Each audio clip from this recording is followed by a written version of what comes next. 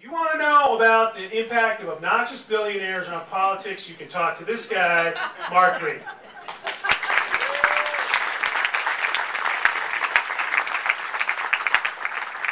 I'm not the obnoxious billionaire he was referring to. Michael, thank you for moderating. We have an immoderate moderator, and thank you to you and Strong for all you've done for our city and state. Dear Mr. President, I know it's late, but you often play with a speech the night before or en route to it. So how about your final inauguration Monday?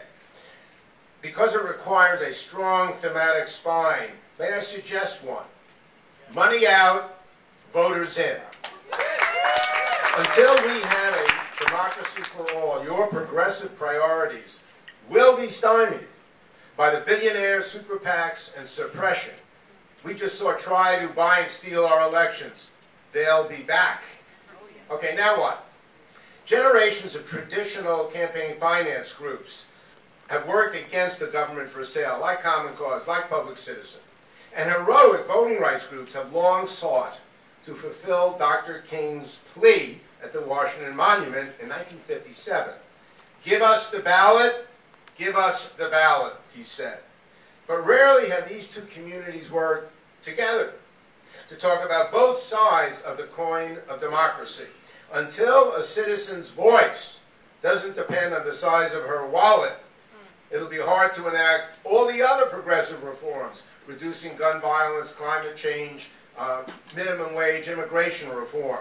So today, thousands of people, as Mike said, in 90 cities around the country, including ours, are organizing Money Out, Voters In, around a three-part Democracy for All program. A constitutional amendment to overturn Citizens United, public funding of public elections, guaranteed voter rights. Mr. President, he's a little late. He'll be here shortly. Were you to demand democracy, it might not happen in the next year, session, or decade, much like it took Teddy Roosevelt decades to accomplish his environmental and health measures in the early 1900s, as you know so well, Mr. Obama. But a vision grounded in less money and more voters needs a clarion voice and movement and moment. How about you on Monday? First, Citizens United. John McCain, you know him. He was right when he called that decision the worst in a century. How can big interests and apologists, we're talking about you, George Will, hide behind the First Amendment when money is property? It's not speech. But like segregationists who hid behind property rights and states' rights, today's power brokers pretend they're just the modern equivalent of silenced minorities. Walmart is not Tom Paine or Fannie Lou Hamer. It's one thing for money to buy companies in a system of capitalism, but quite another for it to buy congressmen with trillions, literally, in shareholder wealth collected for not political but commercial purposes.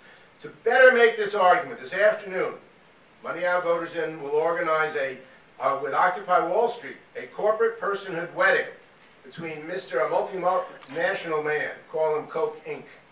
Take a look at the signage below. And a bride looking for a dowry. Here's her marriage vow. Quote, if a corporation is a person, can I marry a rich one and give millions in secret illegal contributions too?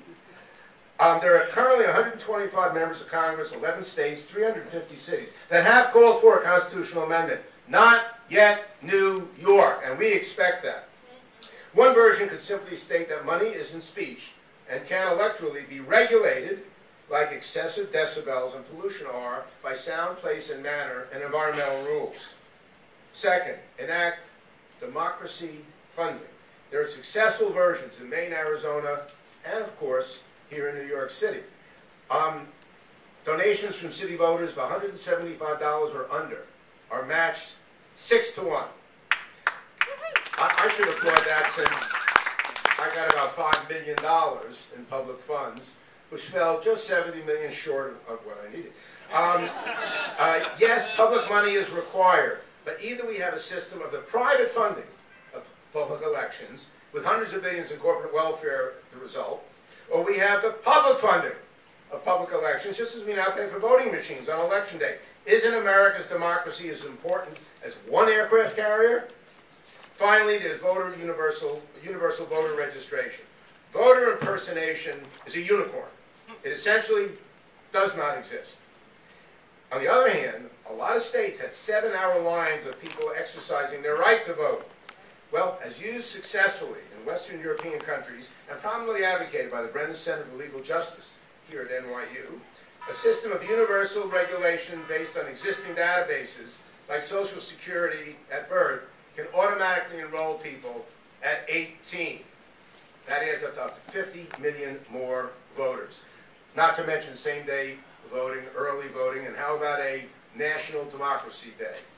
To conclude, as Mike's iPhone is telling me, the only way any or all of this to occur is for candidates to fear and hear from voters more than donors.